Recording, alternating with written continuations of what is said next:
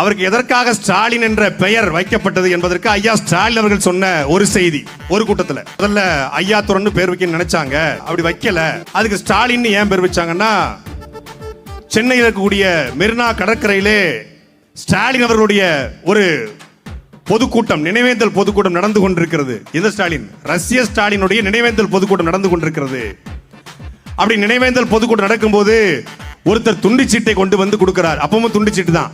துண்டிச்சீட்டிலே உங்களுக்கு அழகான ஆண் குழந்தை பிறந்திருக்கிறது, எவனோ பொய்யா எழுதியிருக்கான், அழகான ஆண் குழந்தை பிறந்திருக்கிறது என்று எழுதியிருந்திருக்கிறது. ஆண் குழந்தை உண்மை, அழகான ஆண் குழந்தை என்பது பொய்.